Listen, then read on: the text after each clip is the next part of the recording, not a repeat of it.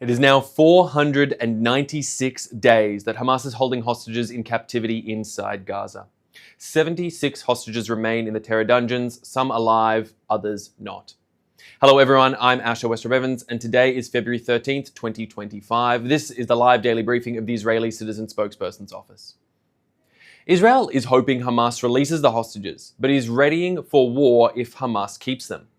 If Hamas does not return our hostages by Saturday noon, the ceasefire will end and the IDF will return to intense fighting until Hamas is finally defeated.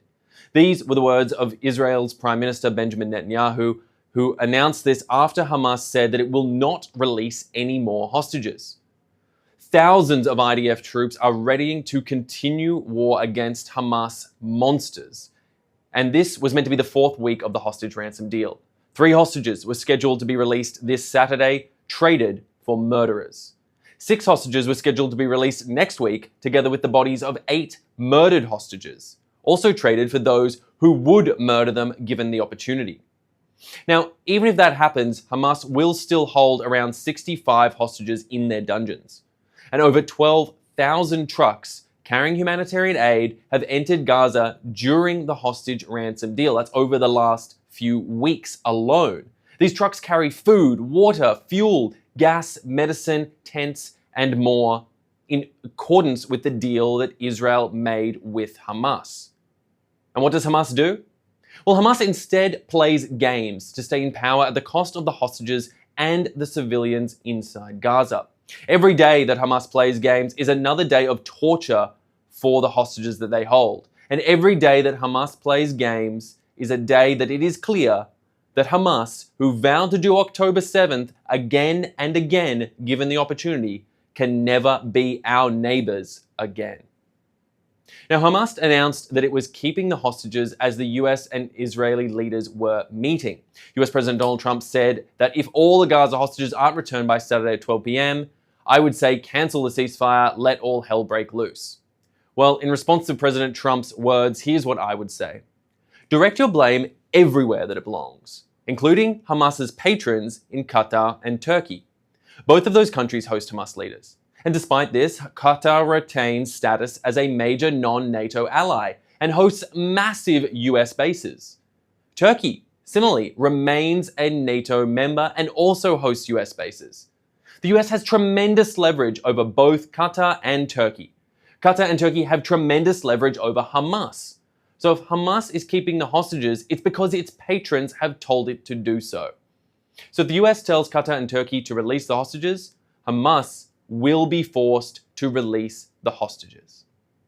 All right, let's take some questions from our audience watching live on social media.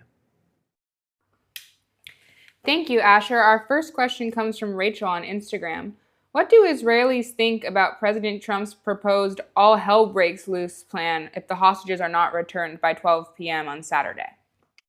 Well, Rachel, Israel is not a monolith. There's a diversity of opinions, first and foremost, when we talk about any response to actions taking place, whether outside Israel or within. So we need to be very clear about that. But frankly, the first thought that comes to most people's minds here are, one, thinking about the future of the hostages, of course. They're always paramount and the top of everyone's mind here, but also thinking about all those who would have to be forced to go back to fighting. Israel does not want to have to continue this war. The IDF is ready, should it need to, but it does not want to have to continue this war. The people of Israel do not want to continue this war that Hamas started on October 7th, 2023, with their heinous atrocities.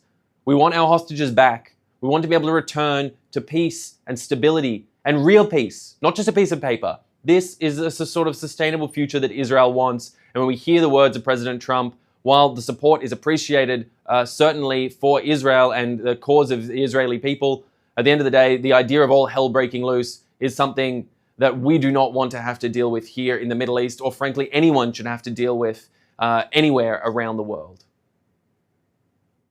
Thank you. Our next question comes from Laura on Instagram.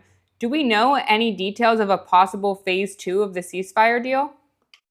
Laura, there were details sketched out in the initial elements of the ceasefire. This would include elements such as returning the remaining hostages. Those would be the men that are deemed to be healthy and of fighting age that are being held, around 66 hostages. in various states, whether they be live, dead, sick, ill, or whatever it may be. And it would be Israel withdrawing further from Gaza. But this is the key element here and one of the key sticking points, not to let Hamas go back in control.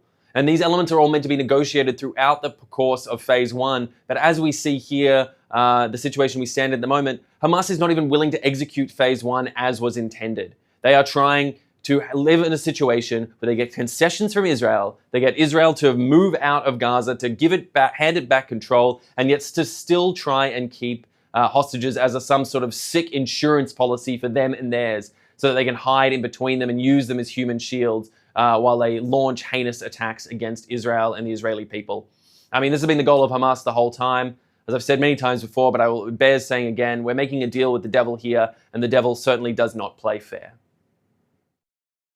Thank you. Our final question comes from YouTube. Why is the prisoner exchange for captive Israelis in Gaza so outrageously disproportionate, with most of the released Palestinians being terrorists and murderers? Frankly, it's an important question, and it's a sick situation that Israel finds itself in. I mean, the fact of this matter is that Israel cares above and beyond all about getting our hostages back, about getting these people returned back to their homes, back to their lives, back to their loved ones for the sake of the country. And unfortunately, our enemies understand this, and they use this sort of sick leverage to try and take advantage of Israel in exchange hostages that were kidnapped from their beds at gunpoint in exchange for prisoners, murderers, terrorists and their ilk that Israel is being forced to return back into others' hands, where they may continue to enact atrocities in the future if they would so be inclined. This is the sort of heinous situation that Israel finds itself in, but unfortunately this is the reality on the ground. These situations are messy, and as we've said before, and as I'd like to reiterate, the patrons of Hamas, those that provide it support, that provide it funding, that provide them legitimacy on the international stage, in particular we can talk about Qatar, Turkey and Iran, they are given carte blanche around the world to act freely and with impunity in order so that they can support Hamas, and they can give it credibility and give it a sense of strength and power. They can be in these negotiating positions where they think they have power, despite having been summarily beaten by Israel and the IDF.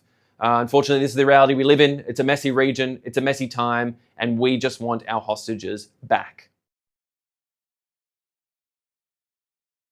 All right, well, that is all that we have time for today. I want to thank you so much for tuning in, and to say a Shabbat Shalom. We will be back at 3 p.m. Israel time on Sunday and 8 a.m. on the East Coast. Thank you so much for watching. Again, a Shabbat Shalom. I've been Westropp-Evans. Thanks for being with us.